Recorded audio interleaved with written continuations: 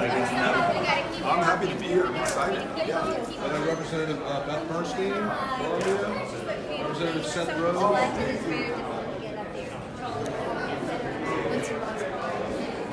Senator Thomas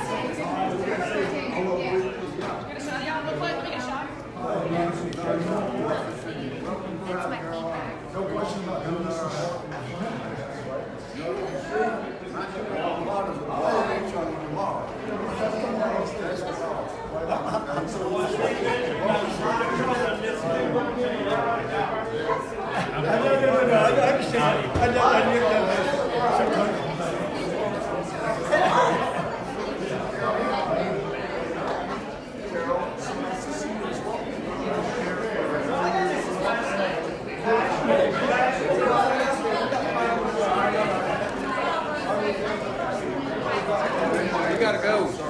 Excuse us, please. Excuse me, ma'am. Right here. Thank you. You want a picture? I'll take it for you. I would love to. Sometimes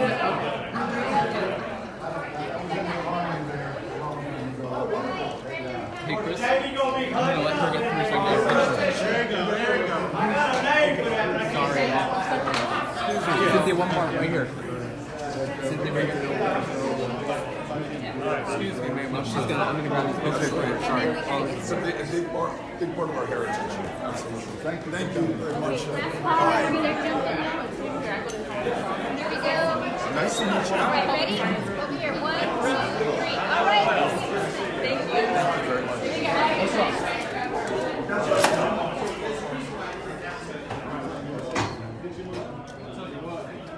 You never want to hold the handicap door because you want to be able to have full access. Yeah.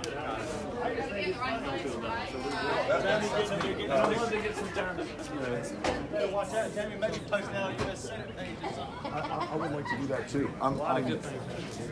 Excuse me, would you mind taking a picture? I thought this was the big year. This Steve Benjamin got in a lot of trouble on this campus. Got the numbers. Did. Largest A lot. A whole lot. We had no. Check to see if they had lids. You can get them off the time. They bolted them down. That's how I started. I really feel that vision closer to the All right, we are at USC in Columbia, South Carolina. About to start a town hall. going to the restaurant. You're doing it. You got a visa change. People want to see. You guys gonna say hello? Hi. To the rally. Come join us. Okay. Oh, sorry. Kendall, thanks for saying hello. Hi. Kendall's mom. Oh, right on. Kendall's mom. I like that. Yeah. You all have a good one. I'll be that's it. Clay, nice to meet you. Thank you for saying hello. You know what? We're getting started. We gotta run. That's fine. But come with us. Yeah, Okay. come with us. Someday I'll tell you a story. I'm sure now is behind you. Okay. Oh, really? Yeah. We were at city government here. Oh, really? We started. Cut our teeth. Yeah, we did. I'm gonna tell you What position did each of you hold in the city government? Hey Caroline, the town hall is going to be at the Russell House patio. The year before, then I We're meeting up at the Russell House patio. So you served the State House 22 years. You started basically straight out of school. right here. Help serve as a smart, thoughtful, progressive, but unifying voice. I need to tell somebody else. Yeah, that's my brother. Like a grandmother. What is the name of the gentleman in Kentucky sweatshirt? You just said go into his house and write a message. Okay, long time state party chair. Chair of the DNC. What's he chair of the DNC? He co-chaired it with the Senator Dodd. Dodd, yeah. Dodd raised the money. Don ran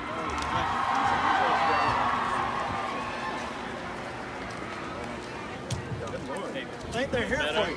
Steve, they knew you were coming. Oh, you baby. Oh, wow. Good to see you. Where are they going, Come Steve? in with us. Yeah. All right, sure, thanks. Steve and James, I know James. Yeah, he's a good man.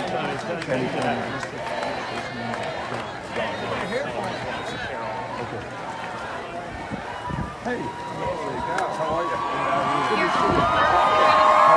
Good to see you. We're gonna grab this picture over here. Come on Okay. up while we're waiting.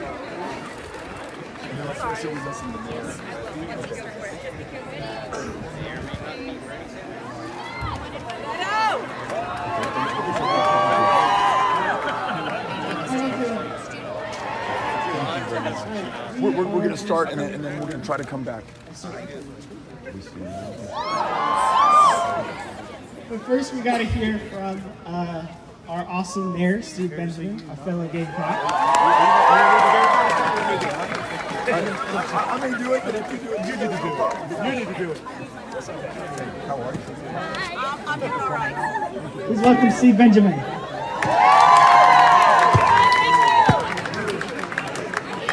This is amazing.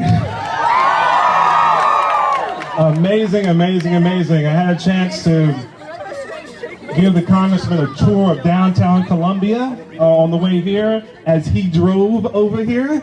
And had a chance to let him know that this is the real USC. Am I right? That this was USC before California was a state.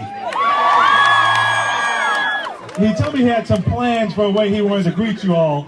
And I'll see how it goes. So without further ado, you guys get to hear and see me talk all the time. I give you Beto.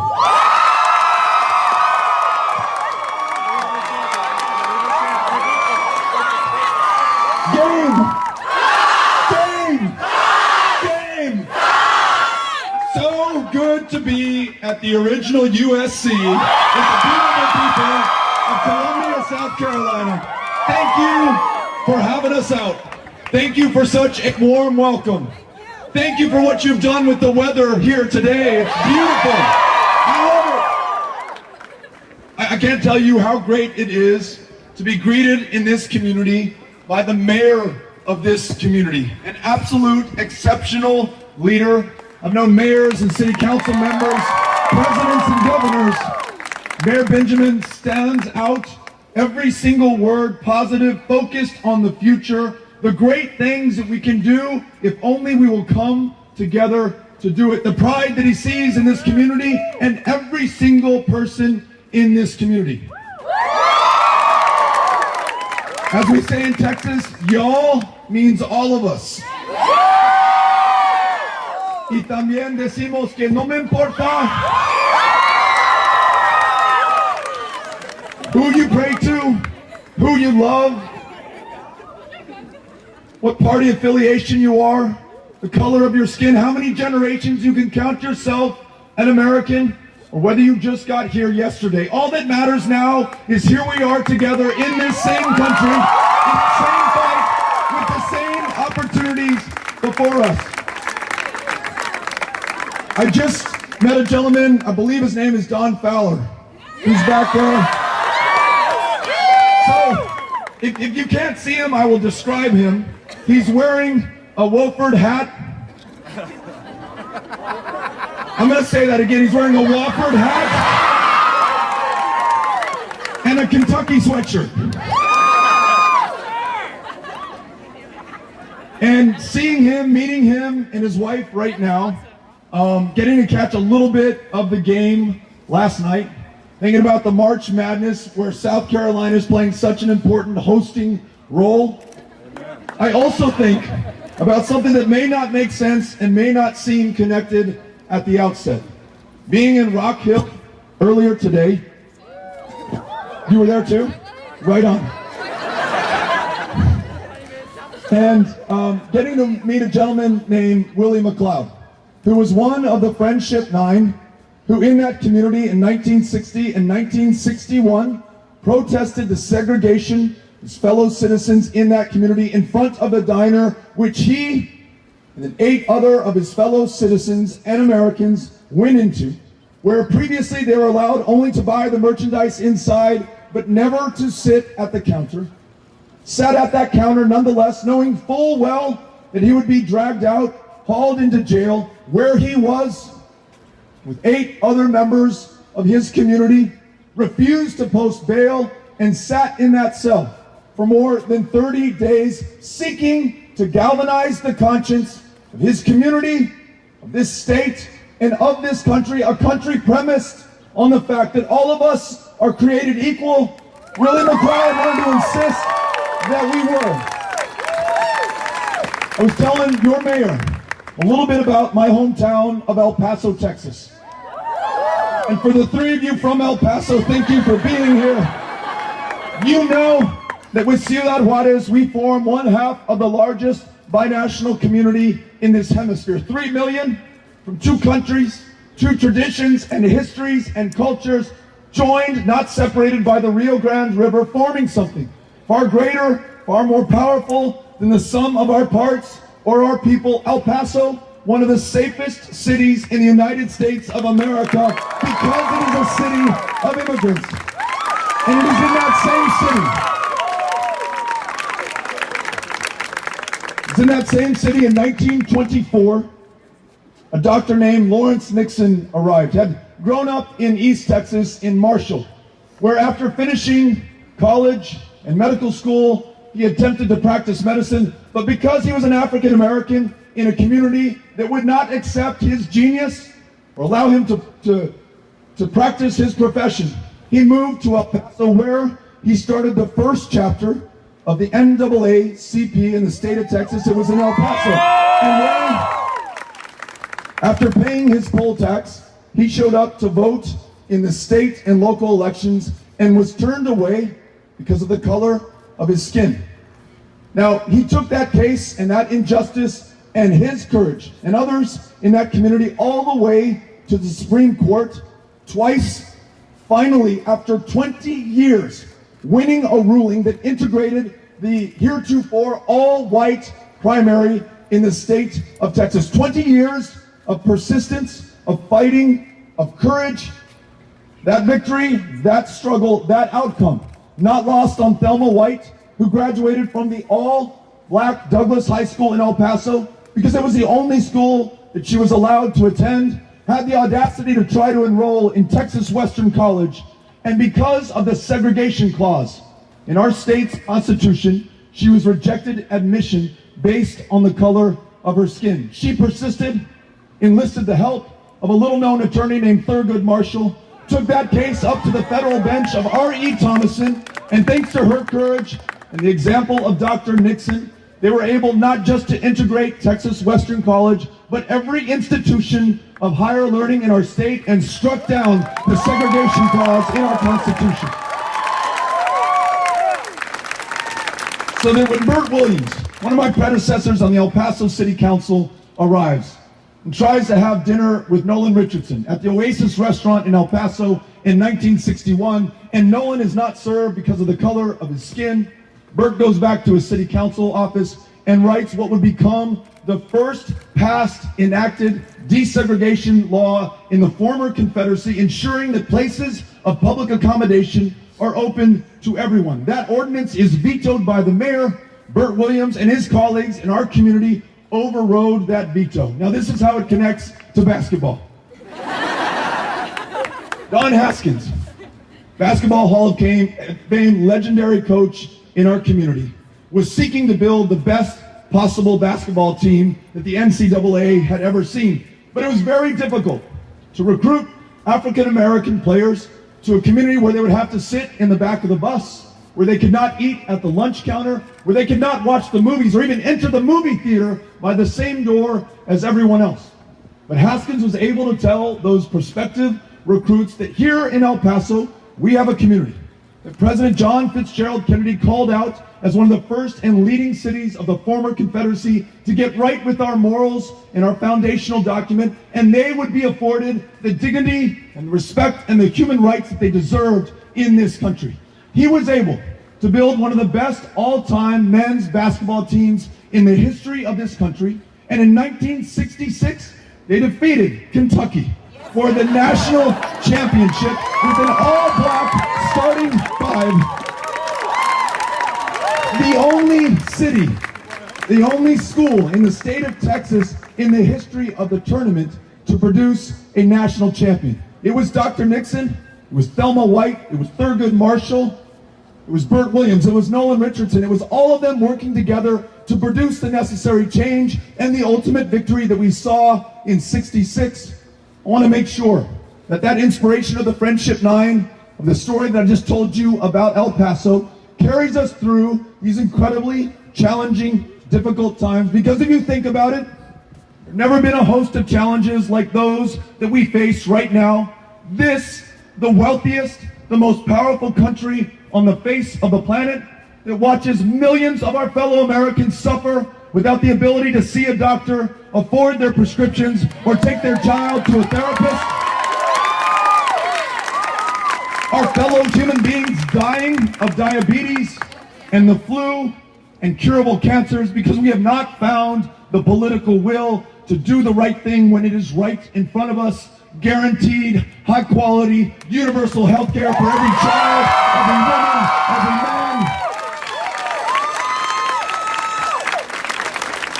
And in a country where one of the largest providers of mental health care services is the county jail system, so that people with schizophrenia and bipolar disorder are literally getting arrested on purpose to go to the one place where they are guaranteed a roof over their heads, clothes on their back, a meal in front of them, a prescription to the psychotropic medication that might temporarily make life worth living at an extraordinary cost to you and to me as taxpayers, and to those who lose out on the potential and the lives of those who have so much left to contribute. Healthcare in a country that is still suffering from a maternal mortality crisis 3 times as deadly for women of color as it is for white women in this country.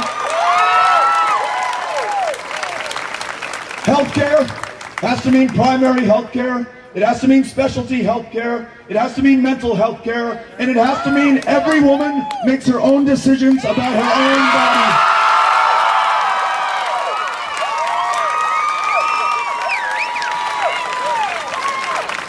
In a country that has the largest prison population per capita of any other country on the face of the planet, a prison population disproportionately comprised of people of color, so many there for nonviolent drug crimes, too many for possession of marijuana, a substance that is legal in more than half the states of the Union.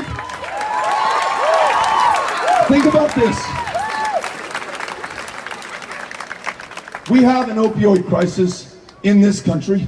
We lost more than 70,000 of our fellow Americans to drug overdose deaths last year. We are 4% of the globe's population. We consume 85% of the globe's opioids. And almost everyone who is buying heroin and fentanyl on the street today first began that journey into addiction with a lawfully prescribed opioid. Purdue Pharma, that company, its directors, the executives who knew full well the addictive properties of what they sold as a miracle medication to doctors and prescribers, have faced no accountability or any significant consequences for the harm that they have unleashed on this country, on our communities, and on our fellow Americans. And yet, though Americans of all races use illegal drugs at the same rate, use marijuana at the same rate, chances are more likely than not that it will be a person of color arrested for possession, serving time, who upon release will be required to check a box stating that he or she has had a conviction on any employment application form, making it that much less likely that they get the job, that they earn enough to feed themselves and their families, now just qualified for a student loan to come to USC to improve their prospects and continue their higher education, their future constrained, their choices narrowed. How can we have a system of justice so patently unjust that allows some who are responsible for the deaths of thousands to go away scot-free and others for simply possessing a substance already legal in most of the country sitting behind bars? Let's end the war on drugs, the war on people. Let's end the federal prohibition of marijuana. And let's expunge the arrest records of everyone who's done time for possessing a substance that is legal in so many places.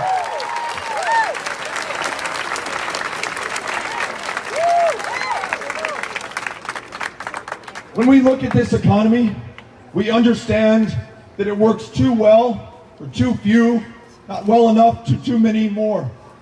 How can this country produce people and families and wealth that allows some to spend $3 or $4 million to game and defraud the college admissions process?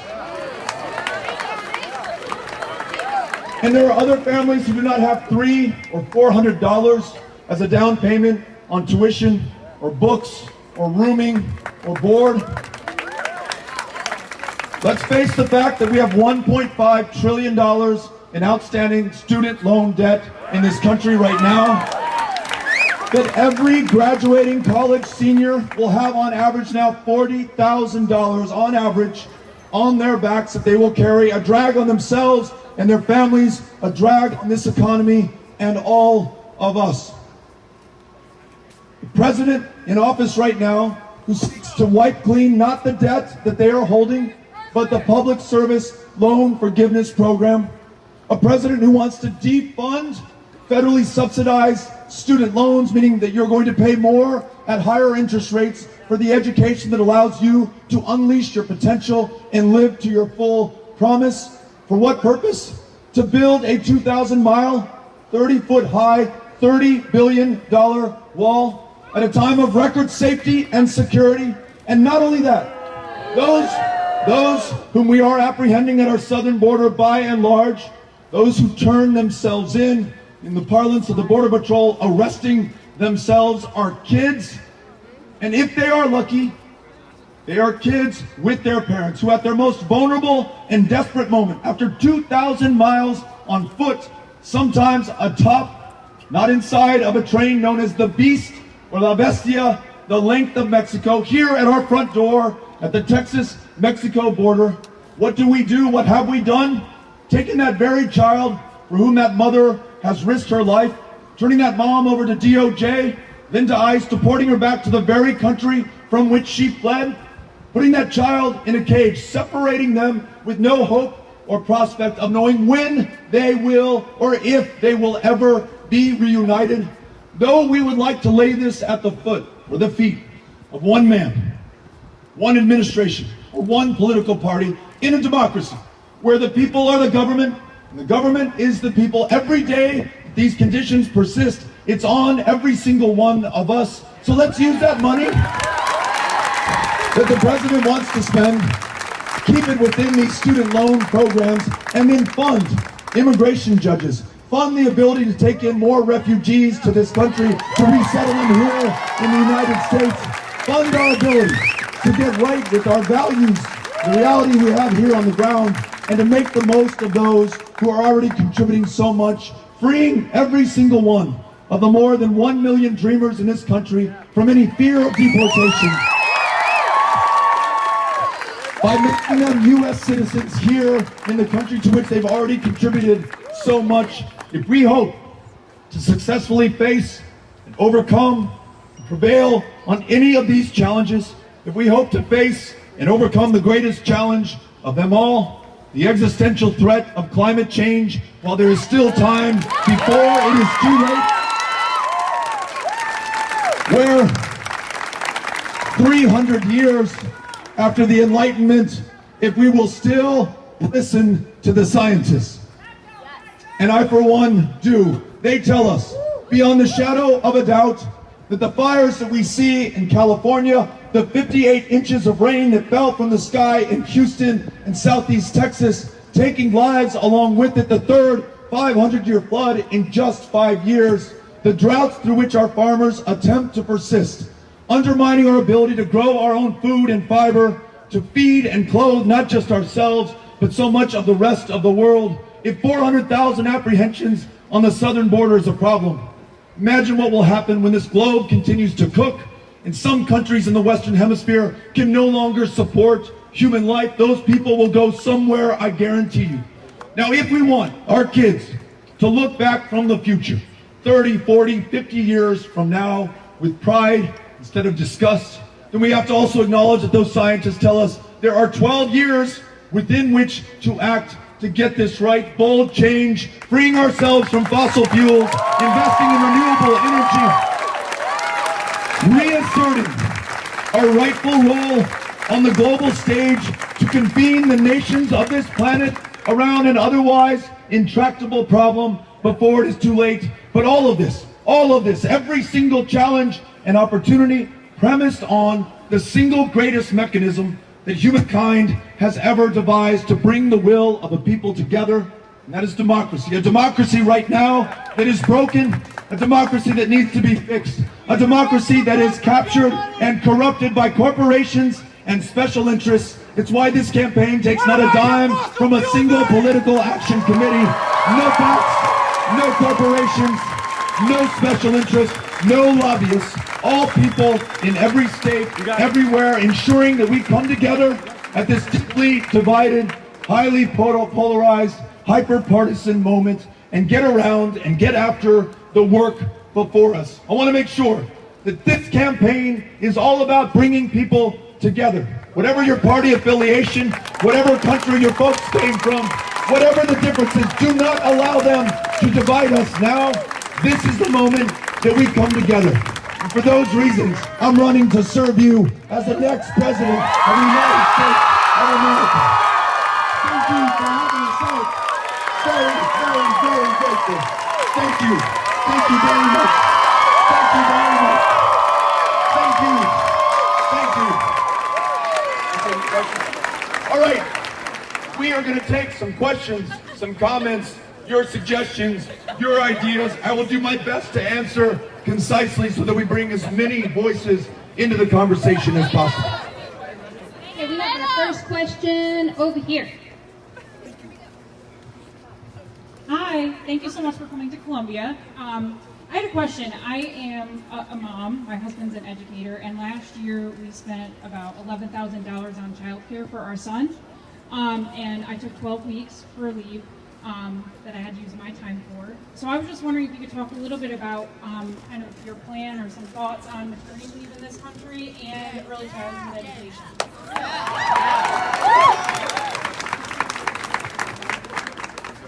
First of all, thank you for your commitment to public service. Thank you for teaching.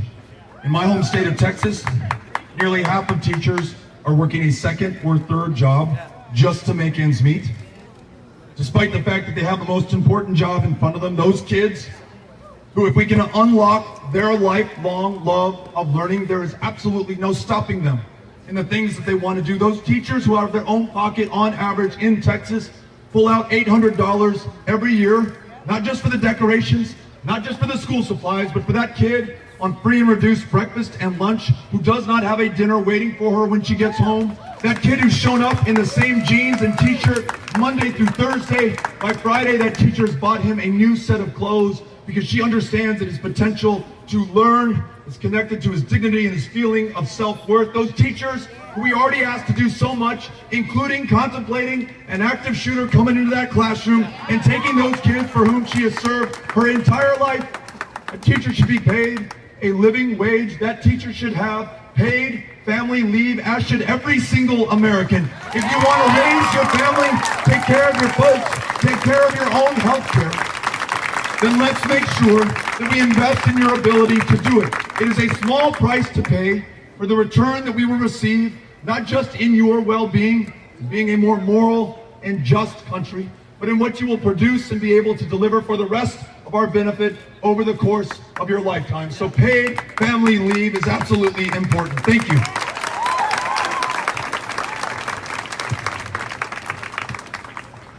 Hi, I'm so glad you brought up climate change. You were the largest recipient of fossil fuel money in your Senate race. I know that 5 of the candidates have already said they're not going to take fossil fuel money. Will you promise to not take fossil fuel money in this race? Thank you for the question. This Senate race that you referred to in Texas, we were lucky enough, without taking a single dime from a single PAC or special interest, to raise nearly $80 million, all from people, small contributions. I think the average was $44.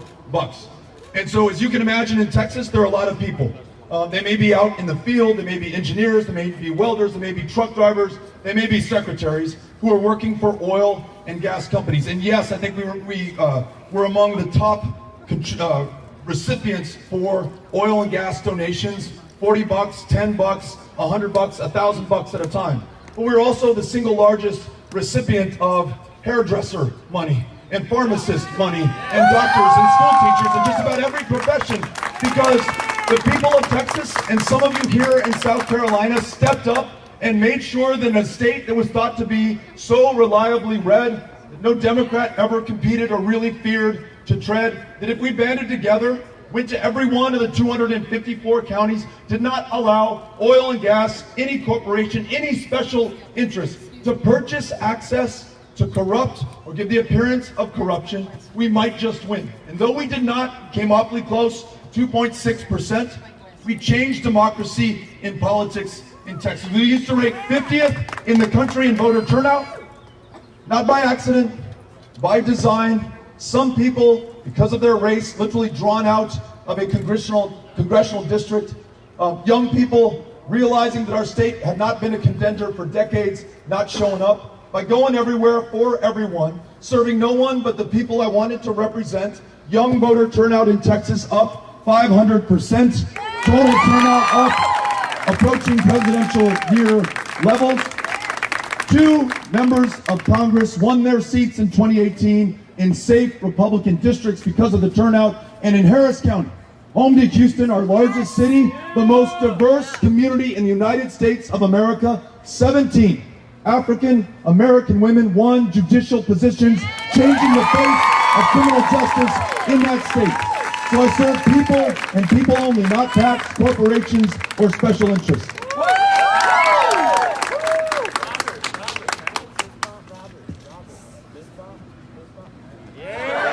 Yeah, how you doing today? I wanted to ask you a question. The last couple of presidents we had, candidates running for president, nobody addressed the issue, there ain't no black or white thing, of young black men being killed by police, women, even white, being killed, and these police keep getting off. The prosecutors are not prosecuting them, and like the president sit there, nobody addressed this issue and be serious, come on TV and say, this is enough. I mean, every day you turn on the news, somebody killed in handcuffs. How do you get killed in handcuffs? I mean, nobody's focusing on addressing this issue, and America see, and that's the vision. Thank you for the question. You're absolutely right. Too many African American men being killed in this country, being shot. Too many women, Sandra Bland, many other names that we could raise right now, who has suffered injustice as part of a criminal justice system that does not effectively and functionally treat all lives equally. I think we have to go back to some of the foundational, structural, systemic problems of racism, the effects of slavery and segregation and active suppression taking place in this country right now. When you're 5 years old in a kindergarten classroom, and if you're African American, you stand 5 times the likelihood of being suspended or disciplined or expelled. You understand a schoolhouse to jailhouse pipeline that begins not in high school, but begins in kindergarten, that begins to inform every way in which we treat each other. That maternal mortality, death rate, Connected both to a woman's right to be able to go to a family planning clinic and get a cervical cancer screening, see a family planning provider, see a doctor of any kind, but it is also a function of racism in our healthcare system. Listening to African American women who I sought to represent in Texas, they told me even when I do get into a clinic, I am treated differently than white women who go into that same clinic, treated by the same providers. In our educational system, if we want better outcomes, we're going to try to hire and retain teachers who look like their students. In our criminal justice system, we're going to make sure that every police officer, every sheriff's deputy gets the training and the support that they need to enforce the law, but also receives the accountability and are subject to the same rule of law that every man, every woman in this country should be subject to, regardless of whether they're in a position of power, wear a badge, or wear a gun. There has to be accountability. On some of these specific solutions, there's a lot of federal money that goes to local police forces that far too often has militarized these local police forces. I think that money needs to be contingent upon accountability, transparency, reporting on use of force and against whom force is used in our communities. We need to end this war on drugs has become a war on people. And as I made the case earlier, it's a war on some people more than others. There are tragic mortal consequences to this war, and they are borne disproportionately by people of color in this country. So I want to make sure that in addition to police accountability, we look at the entire system of criminal justice, but the entire system of education, of healthcare, of participation in our democracy in a state like Texas, where you can use your license to carry a firearm to prove who you are at the ballot box, but you cannot use your student ID from Texas Southern University to prove who you are at the ballot box. When we bring everybody into this economy, into this democracy, we have equal opportunity for every child born in this country, which we are nowhere close to doing right now. We're going to have better outcomes and we are going to save more lives. Thank you for the question. I have time for just a few more. What do you believe is the best way to achieve universal health care, and do you believe in a single-payer Medicare for all system? So if the goal is high quality, universal, and guaranteed health care, and I say guaranteed, it's a word that I learned from people who lost a loved one, who had insurance, but might not have had enough money to make the copay on flu medication, and that loved one died of the flu. Or being in Keokuk, Iowa at the start of this campaign, meeting a woman whose daughter's copay is $444 on her prescription. That is after insurance has kicked in. Being in Coos, Iowa, meeting a woman whose prescription cost is $10,000 a year. She's supposed to take 3 pills a day, but she cannot afford to take the prescribed amount. She's rationing her medication so that she can live, put food on the table.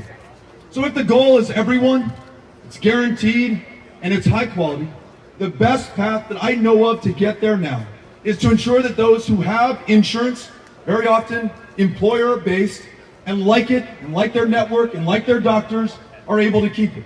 Those who do not like the insurance that they have, whose deductibles they cannot bridge, whose copays and premiums they cannot afford, should be able to enroll in Medicare. And the millions of our fellow Americans who right now have no insurance or no prospects for health care at all should also be enrolled in Medicare. 2 women with whom I served in Congress, Jan Schakowsky of Illinois, Rosa DeLauro of Connecticut, have introduced a bill that meets this definition and is, I think, the fastest and surest way for us to get there. It's called Medicare for America. I think it has the best chance of bringing people who may or may not agree with a single-payer system, but understand that not caring for one another is not only immoral, it's an incredibly expensive way to fail our fellow Americans. So that's the path that I believe we should take. Thank you for asking the question. I have time for 2 more. Sorry, Jack. Yes. Reparations being a hot topic nowadays, it was reported that in 2016 that the U.S. owed, the U.S. says that the U.S. owed black people, more specifically African descendants of slavery, reparations. But there was a Washington Times article saying that you oppose traditional reparations for black people. So why should I, as a black man, vote for you when you oppose reparations?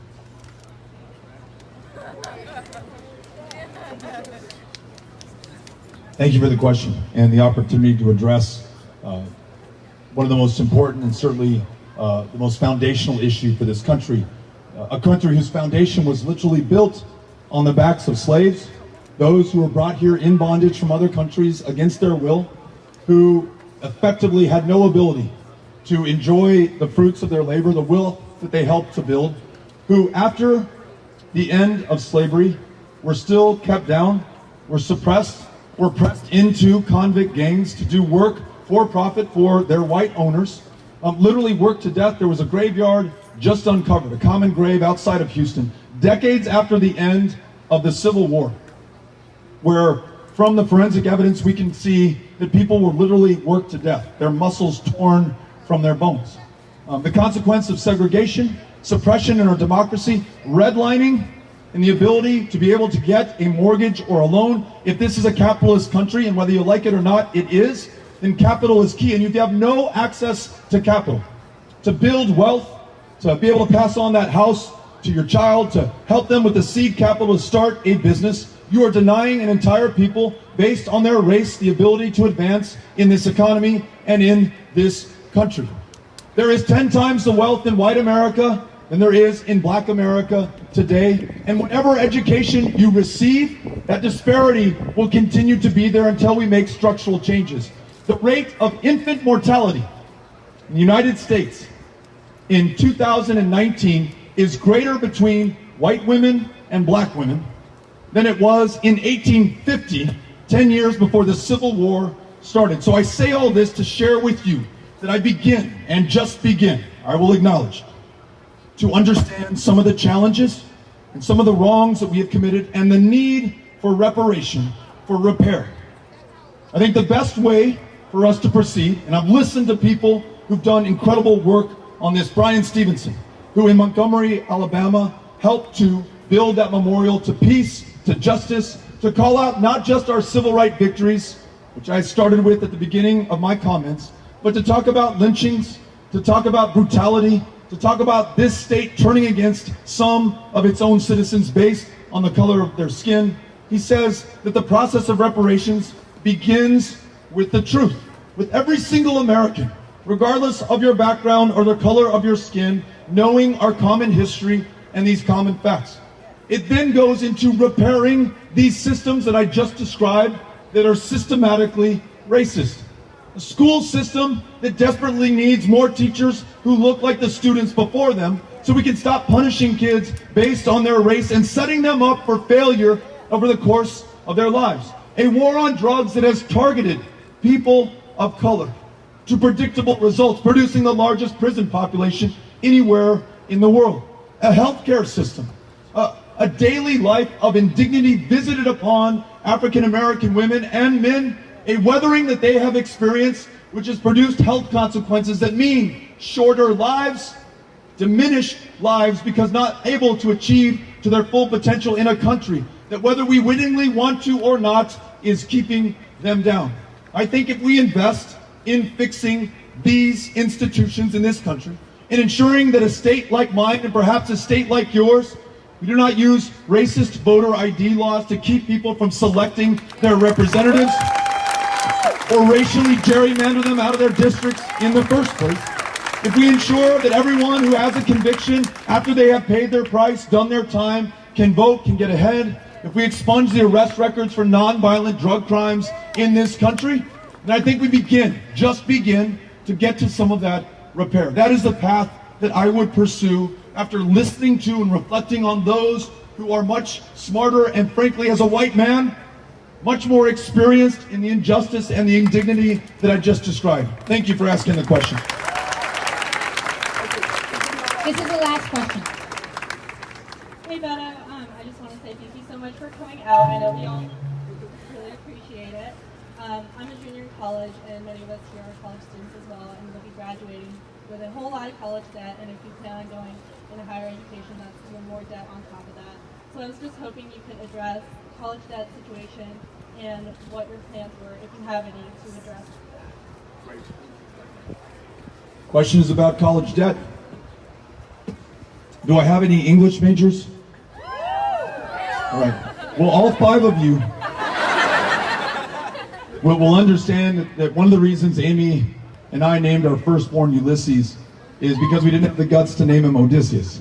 And you'll also know the look I saw on my dad's face when I came home my sophomore year and told him I was going to be an English major. Because he knew that every single semester I was in school, I was taking out student loans, working a work-study job, and that he and my mom on their own had personally taken out loans to fund my education. So why, Beto, do you want to sit around and read books all day when you could become an engineer or an accountant or an attorney or a doctor? This is a very expensive education that we're all paying for you. I mentioned $40,000 as the average load that graduating college seniors will have on their backs going forward. $1.5 trillion nationally. I want to make sure that we do not continue to dig the hole that we're in any deeper. I want to make sure that you are both college and career ready graduating from high school. If you want to join an apprenticeship at a union, if you want to go to a community college, if you want to go to a publicly financed public 4-year institution in your state, you should not take on a dime of debt. Costs should not be a barrier to your advancement, because when you do better, educational attainment is correlated with income and all of the great things that you are training for right here in your life. Not only do you benefit, but this country as a whole is a beneficiary of those things that you were born to do, that you're now equipped and educated enough to perform. In addition, I want to make sure that if you are currently carrying some of that debt, that we invest in your ability to refinance it at lower rates, that we invest in your ability to have it wiped clean if you're willing to serve in your community, especially if you're willing to serve those who have served in other capacities. Those women and men who put their lives on the line for this country in Vietnam, and did not return to a hero's welcome, but came back to their communities, raised their kids, got after it, built so much of the success that my generation has enjoyed. Those women and men who are putting their lives on the line right now in our wars since 9/11 that we are still fighting 18 years later and counting. There are 45 to 49,000 positions at the VA that we have agreed to fund, to authorize, but are now unfilled. No one's working in them. We have long wait times all over this country for those women and men to get in and get the care they need for the post-traumatic stress disorder, traumatic brain injury, traumatic amputations that they suffered in service to this country. We are losing 20 veterans a day by their own hands. Every single day, 16 of those 20 unable, unwilling to go to a VA because perhaps of the wait times or the inability to see someone who could save their lives. If you're willing to work at a VA, for example, if you're willing to teach school in a community that is desperate for your talent and what you want to contribute to those kids' potential, if you want to move back to a community that is in need of its revitalization, in the young people who can come back and work in-demand jobs that are unfilled today, that is an investment worth making for this country to make sure that we wipe clear your debt for the national service that you will provide. So we got to stop digging the hole and then help those who already have that debt burden on their backs. Thank you all for having us out here today. Very, very grateful. We will see you back in Columbia.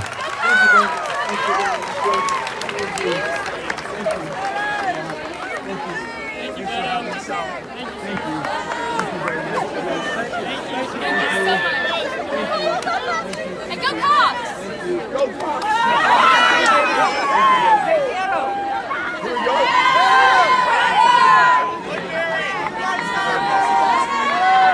Thank you so much.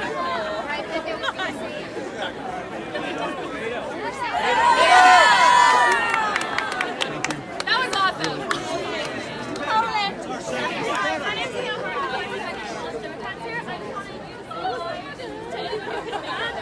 To anyone who could not make it today, tomorrow.